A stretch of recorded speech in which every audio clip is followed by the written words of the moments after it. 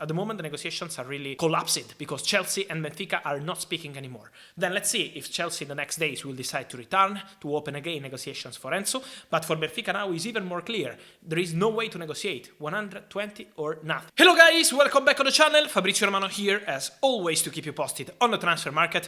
Guys, today I wanted to touch again on the story of Enzo Fernandez, because you had the breaking news video during last night mentioning the really tense situation between Chelsea and Benfica, no agreement, what really happened between the parties. But now, what's next for Enzo Fernandez deal? Let's jump into it together.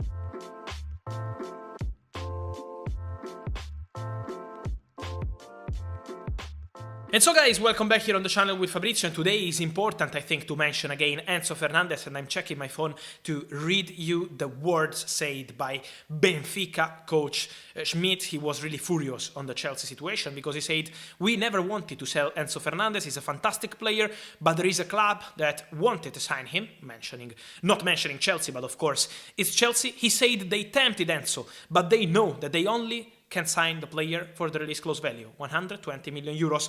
They are disrespectful, he said. They are leaving the player crazy, and then we can't accept this. They acted like they wanted to pay the clause, and then they wanted to negotiate. We don't want to sell him. Nobody wants to sell Enzo, not me, not the president, Manuel Ricosta. So, guys, he was basically confirming what I told you in the last video. Chelsea and Benfica have been in discussions, in negotiations for days. Benfica always asked for the value of the release clause, 120 million euros. Chelsea opened direct negotiations with Benfica, negotiated verbally with Benfica on potential solutions, but then in the meeting on Wednesday, which was the second key meeting, because I always told you, this deal will be fast, it's not going to be something for the end of the market. And so Tuesday, Wednesday, two meetings. In the second meeting, Chelsea, in a meeting in London, Chelsea made a proposal around 85 million euros guaranteed fee. This was the official bid by Chelsea, also with the possibility to discuss about some players on loan, but the fixed money was 85 million euros.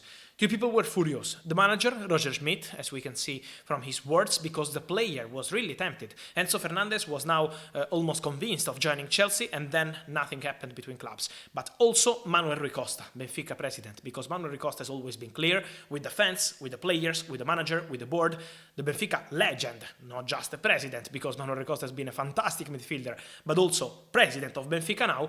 He always said, Enzo only leaves in January for the value of the release clause. Otherwise, he will stay here and complete the second part of the season with us. This was the message from Benfica, and this is still the message. So at the moment, what's happening with Chelsea? At the moment, the negotiations are really collapsed because Chelsea and Benfica are not speaking anymore. Then let's see if Chelsea in the next days will decide to return, to open again negotiations for Enzo. But for Benfica now is even more clear. There is no way to negotiate. 120 or nothing. So at the moment, for Chelsea, the situation is pretty clear. No meetings scheduled, and they are also considering other options in that position. We know that Chelsea are following many midfielders. They are among clubs appreciating Jude Bellingham, but in January nothing is happening, and we know that Liverpool, Real Madrid, Man City are pushing for Bellingham. In the summer, I would keep an eye, as I told you yesterday, also Moises Caicedo, who is one of the players they are monitoring since a long time. Graham Potter knows him, and so Caicedo could be one of the names, but there are many possibilities that Chelsea will explore. Also, what's next for Enzo now? Because we had rumors in the last few weeks about Man United